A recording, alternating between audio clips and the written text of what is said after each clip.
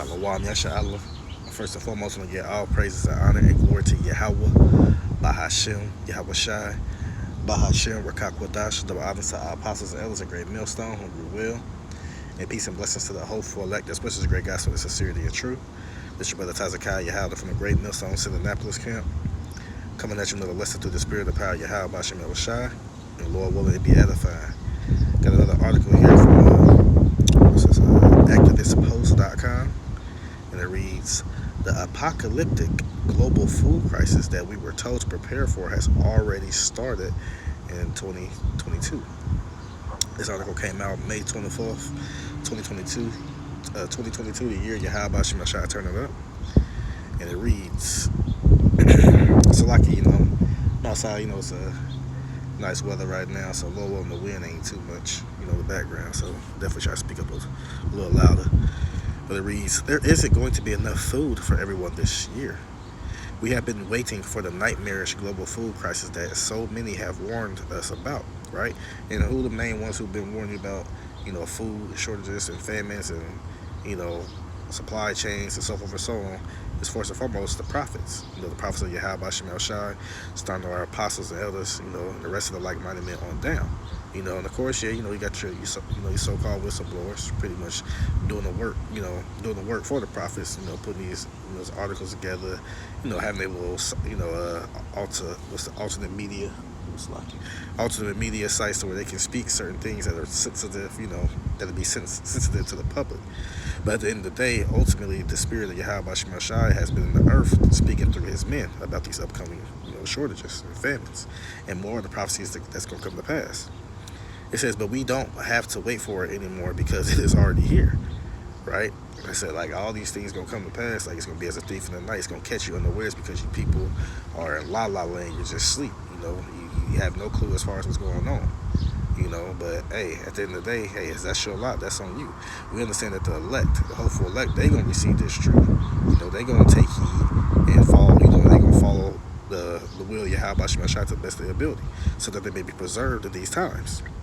It says, millions upon millions of people around the globe will be desperately hungry tonight, but what we are experiencing right now is just the tip of the iceberg because things will be so much worse by the end of 2022, right? We already, what's this, May? I think it's about to be June in a couple of days, so, pretty much we're at that midpoint, that halfway mark of the year, but the 12-month calendar, so to speak. So it says, if you don't want to believe me, hopefully you will believe some of the experts that I quote in this article. And like I said, our main message to, we are a prophet to the nations, for everybody to hear, but mainly to you Jakes, you Israelites. But then again, y'all don't want to believe us because the way how we look, we look like you, ragtag, y'all broke down from the hood, so forth and so on. Y'all want to listen to what we got to say, but y'all want to hear from somebody with a, three-piece suit, bald face, this degree, that degree. And then and still you'll hear what they say and you take it, but you still won't take in consideration. So at the end of the day, no matter who you listen to, if you have the 2/3, you're just going to be allotted for destruction. It don't matter. Let's say, for example, the CEO of Grow Intelligence just told the UN Security Council that we are facing a seismic crisis that will reach an extremely painful phase in about 10 weeks, right? So roughly about what's that? 2 months and a half. It says the world has only 10 weeks worth of wheat left to deal with the crisis, according to Sarah Minker, CEO of Grow Intelligence. This is a seismic, Minker said during a special meeting of the UN Security Council. Even if the war were to end tomorrow, our food security problem isn't going away anytime soon without concerted action. Of course, many others are issuing similar warnings. A top aide to Vladimir Putin named Maxim Oreshkin says that a worldwide famine will occur closer to autumn, right? So pretty much coming like towards the end of the summer, so to speak. It says from what they say, the war can bring you sooner, but hey, at the end of the day, war will only come anyway because it's all fulfilling prophecy, a faith booster for the elect. It says it is important that in the conditions, for example, of a global famine that will occur closer to autumn by the end of this year all over the world, Russia should not suffer but be fully provided with food. So they, hey, You know, saying they really much ain't to hell with y'all. You know, especially and really rightfully so, because look at how especially Babylon the Great and the rest of the world has turned everybody against Russia, painting them as a bad guy, and so forth and so on. But at the end of the day, for the truth, the whole matter is Russia was actually leaning more towards diplomacy and season these altercations, these wars, these conflicts. But guess what? And they don't the EU, in America, they didn't want to hear it. So now, with Russia with their back against the wall, they got to do what they got to do. So why the hell would I reach out help people when y'all done call all these nations to sanction us? And so forth and so on. But let me read that part again. It is important that in the conditions, for example, of a global famine that will occur closer to autumn by the end of this year all over the world, Russia should not suffer but be fully provided with food, Oreksha said. On the other side of the conflict, Ukrainian President Vladimir Zelensky is warning that the war in his nation is going to have a catastrophic impact all over the globe. So be prepared for this. Be ready for this, right? It says how to grow half of your own food. Russia has blocked almost all ports all ports and all, so to speak, maritime opportunities to export food. Our grain, barley, sunflower, and more, a lot of things, Zelensky said Saturday, there will be a crisis in the world, the second crisis after the energy one, which was provoked by Russia. Now it will create a food crisis if we do not unblock the routes for Ukraine. Do not help the countries of Africa, Europe, Asia, which need these food products, he added. Let me give you one more source. The head of the UN World Food Program is telling us that global food shortages are worse than anything that we witnessed back in 2011.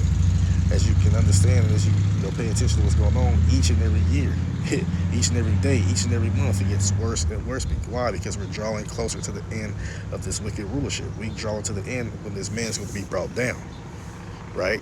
It says, speaking at the World Economic Forum in Davos, Switzerland, David Beasley, executive director at the UN World Food Program, warned the world's food security conditions are worse than what we observed during Arab Spring over a decade ago.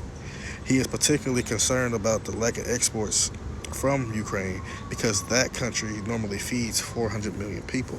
What happens when you take a nation, Ukraine, that normally feeds 400 million people and sideline that? It's devastating to the global food security he warned. This crisis is very real, and it is going to affect every man, woman, and child on the entire planet. The truth is that we were heading towards a horrifying global food crisis even before the war in Ukraine erupted. See, now they speaking true, because you got some of these sources they speak about. Well, since this conflict happened, now the food shortages and all this and that going to be worse. No, it's been happening before this time period. So finally, someone told the truth.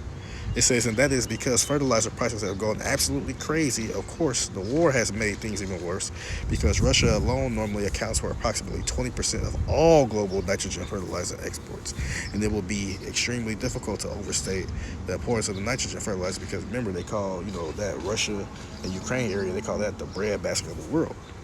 So the people that you're drawn to hate, I won't say without a cause, but just you hating without even understanding really any cause, because what they're doing over there is they own business, that's their own people.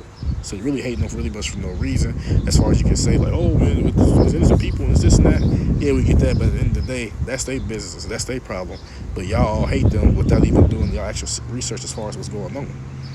If everything was just allowed to go how Russia had so-called wanted it to go, well, guess what? You probably wouldn't be having these. Well, you still gonna have a famine, but I guess there'd be a little mitigation in the state of these exports. Well, maybe more exports will still be able to go out. Maybe not as many, but still some. But since y'all done painted this man as the big bad wolf, these people as the big bad wolf, now you're gonna suffer for it, right?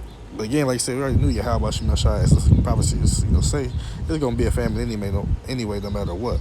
So it say, in fact, according to noted Canadian energy researcher Vaclav Smil, 2/5 of humanity, more than 3 billion people, are alive because of nitrogen fertilizer, the main ingredient in the Green Revolution that supercharged the agricultural sector in the 1960s. The chemical fertilizer trifecta that tripled global grain production, nitrogen, phosphorus, and potassium, enabled the greatest human population growth the planet has ever seen. Now it is in short supply, and farmers and fertilizer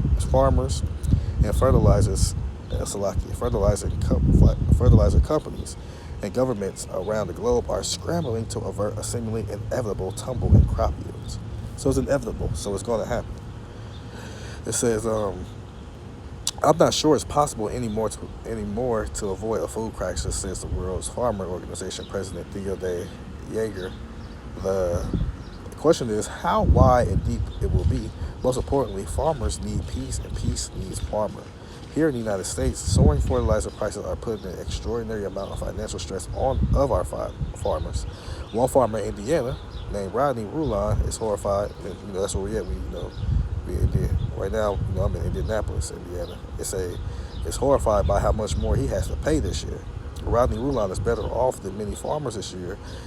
Progressive farmer in Arcadia, Indiana, he has been using no-till techniques, cover crops, and chicken litter on his family's 7,200 acres of corn and soybean fields since 1992.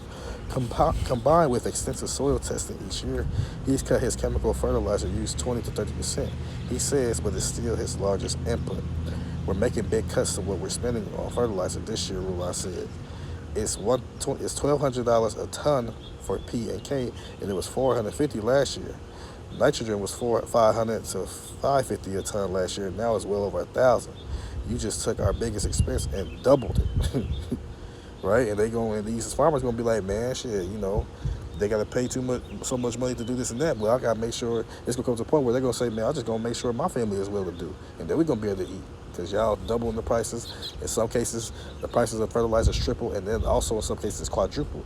These people pretty much, they're not going to be able to generate any surplus within revenue as far as like selling their crops to various stores and to people and contractors, whatever the case may be. Pretty much they're going to be losing out on money as far as to bring back home to take care of their family. So what's the smart thing to do?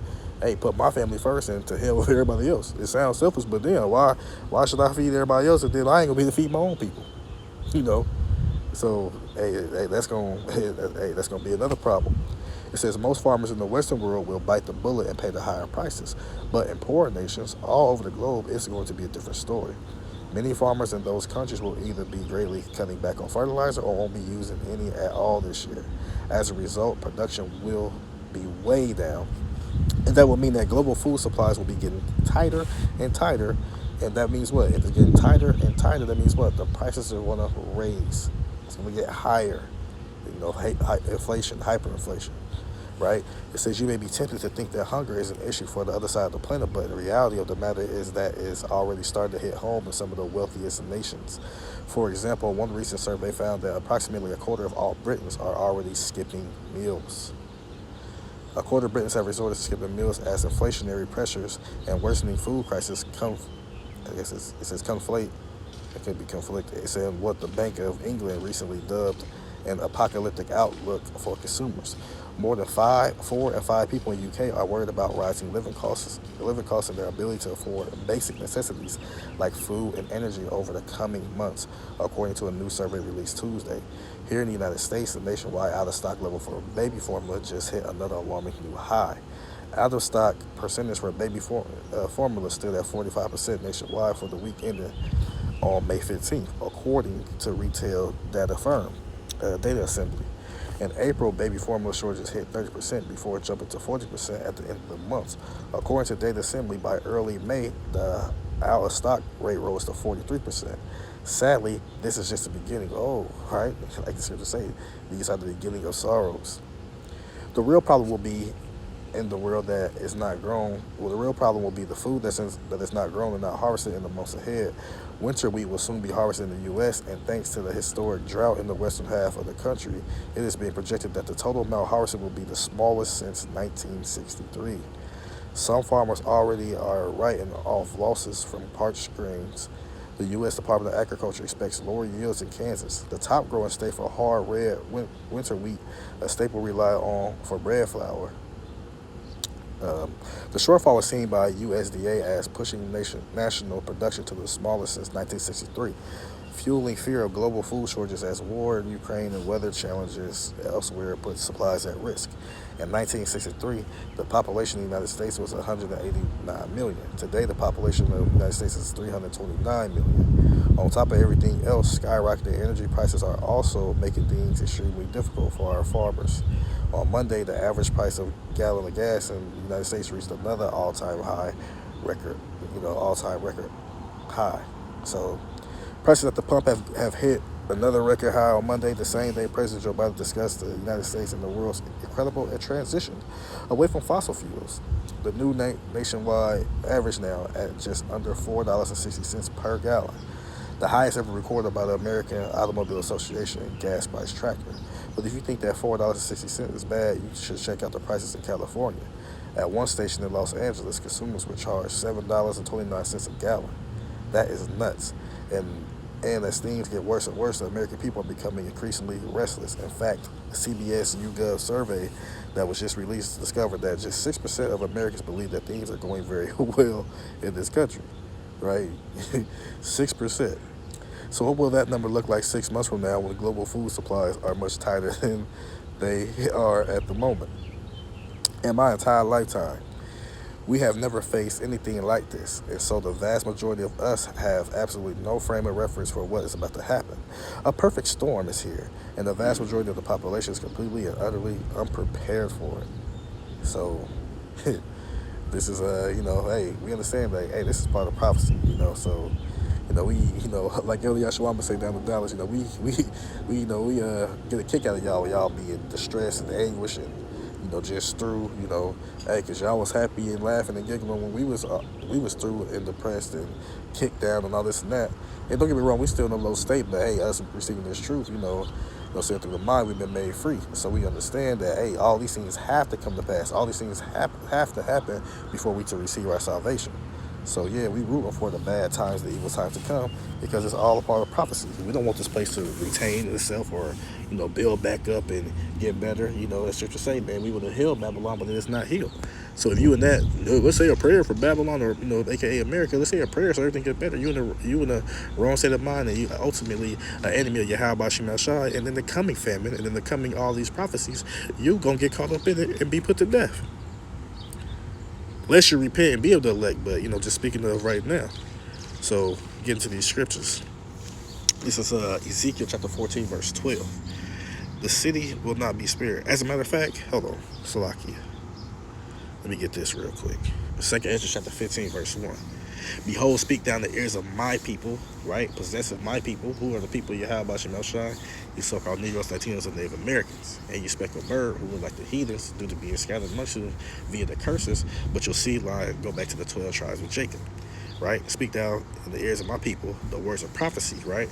What? Prophecy means what? To say before. So he's saying the things that's going to happen before they do.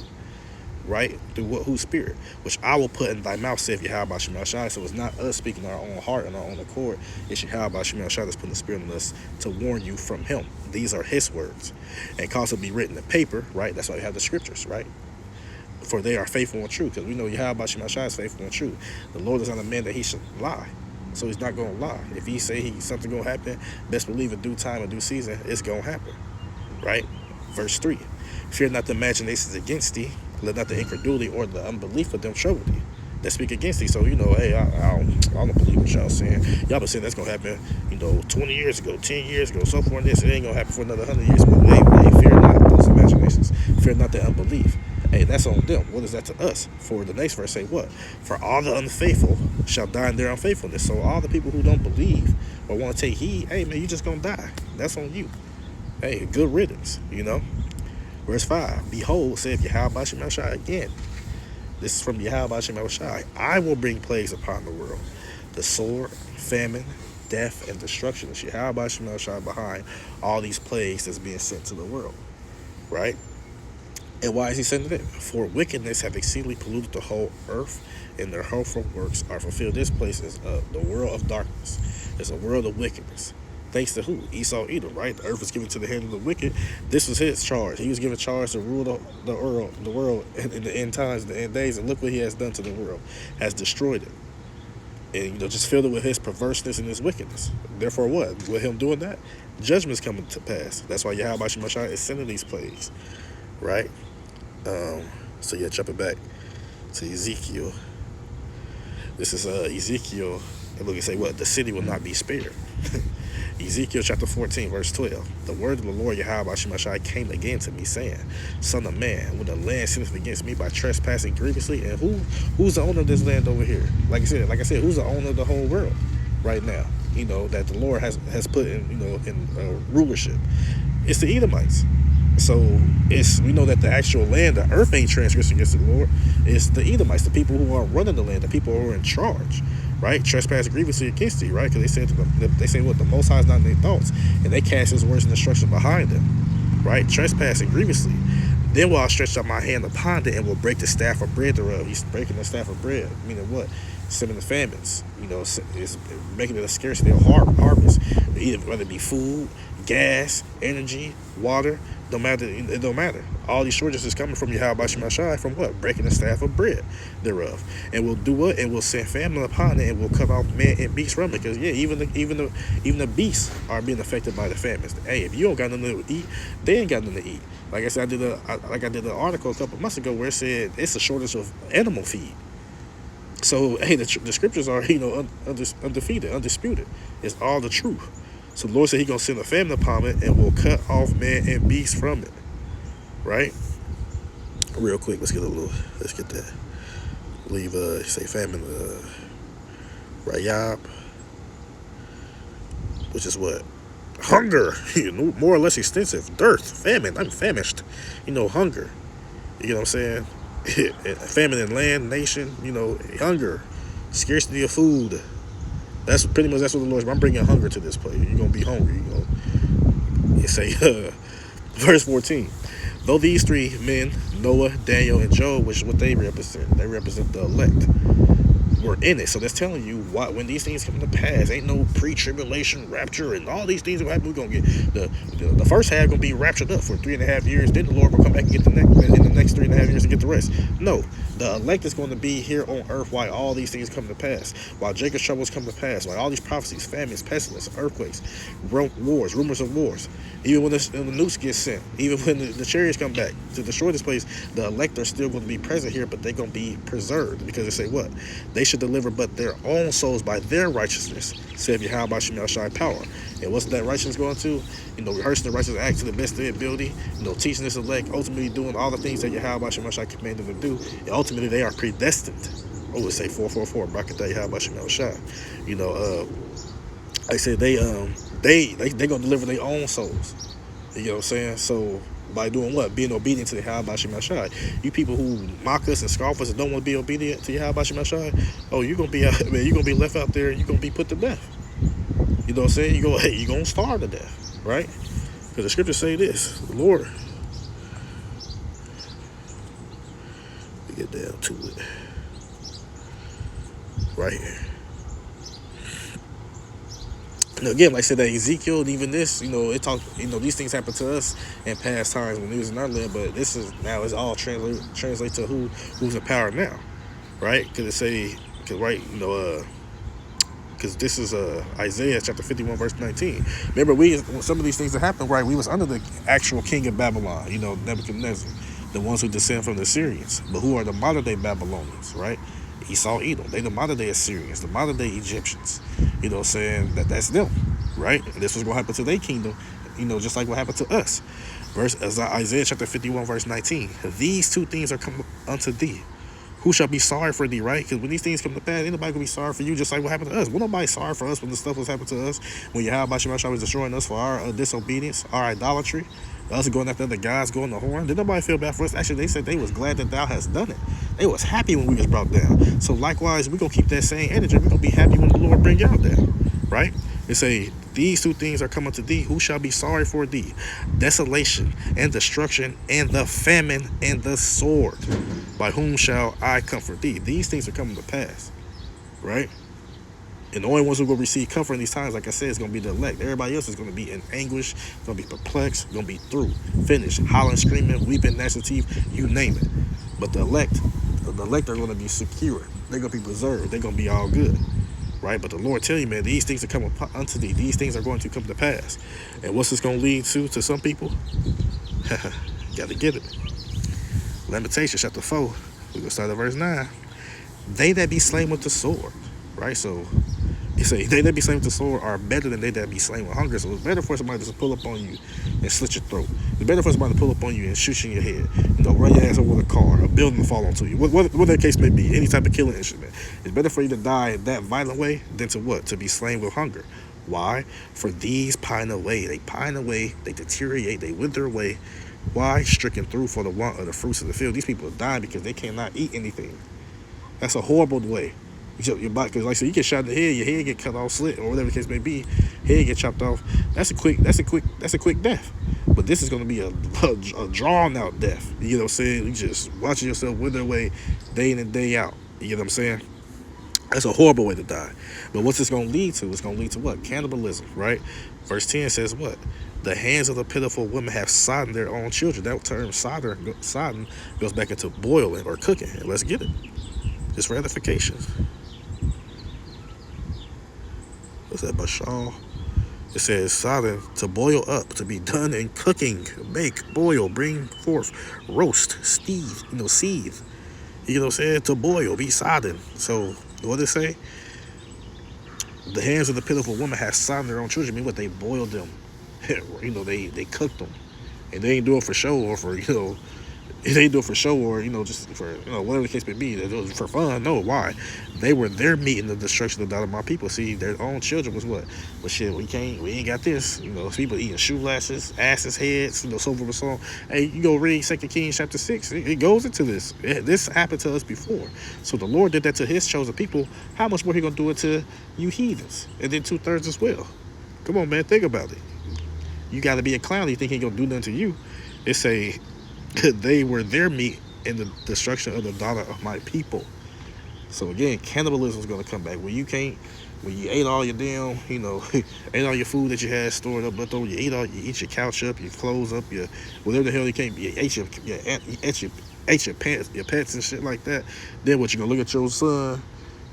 Timmy gonna be like, oh, Mom, I'm hungry. And you gonna say, oh, go to bed. Just go to sleep, Timmy. And then Timmy gonna wake up in the goddamn pot. Well, he ain't gonna wake up. He gonna be in the pot being boiled, getting ready to eat. And then when your ass can't eat him, you gonna eat your significant other. And then when that person ate, what you gonna do? You may try to eat yourself. The Lord can put you through all these things. But at the end of the day, just understand, cannibalism is coming back. Famine is coming back. A lack of bread, lack of food is coming back in the worst way. So prepare for that, right? You got the people say, well, that was in that's in the Old Testament. That already happened. Well, even our Lord and Savior, Yahushua HaMashiach, who you ignorantly call Jesus, even he said it too. For you fools who think they all love and just care about everybody. No. Listen to this. Even they putting their own people through these things as well. Right?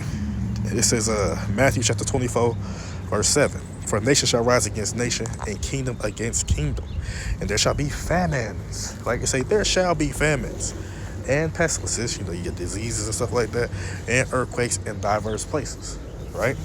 You got a whole, you got an earthquake monitor or app. Shit, earthquake going on every minute, every 5 minutes, some of them they ain't even being tracked. I only track the ones that's 5.0 or higher. Some that's, even if it's 1.0 or whatever the case may be, it's still an earthquake. So, no matter how you want to put it. But just like the article said, this is only just the beginning. Well, hey, Yahweh Shai, Hamashiach said the same thing through the Spirit of Yahweh. By Hashem Yahweh Shai says what? All these are the beginning of sorrow. So these are the beginning of sorrows, the beginning of bad times, the beginning of travailing, the beginnings of anguish and, and perplexity, right? Despair. These are the beginning. So, hey, so prepare for it, but we understand, hey, that's why you so-called Negroes, Latinos, and Native Americans, right? Y'all better get back right with your power. Ultimately, the Lord got to put the Spirit in you to do so. But just speaking as a man, hey, the best way to put your trust in your Yahweh Shai and get right with Him, because that's the only one who's going to be preserve you from these said perils that's coming to the world, because He's the one that's bringing them. As the scriptures say, and I'm gonna wrap it up. As the scriptures say, let's say, difficult times will come. This is 2 Timothy chapter 3, verse 1. This know also, right? Know this also, that in the last days perilous times shall come. Perilous times are coming. They are happening right now, but it's going to be upticked. It's going to be at a higher value. It's going to get worse and worse and worse. So again, it's better to put your trust in Yahweh Shai and do all the things that He commanded you to do to the best of your ability, so that you may be saved, that you may be able to elect. Because the predestined elect are the only ones who's going to make it out of this.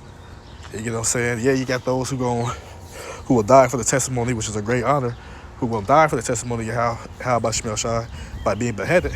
But hey, they did that for the cause of Yahweh Shemel Shai. Those who gonna die, pretty much for wickedness, you can, be on the left hand side of Yahweh Shemel Shai. Well, since you was born in vain and was made to be destroyed, right? Well, the message to the elect, we know the elect are going to get it, and Lord will be at that number.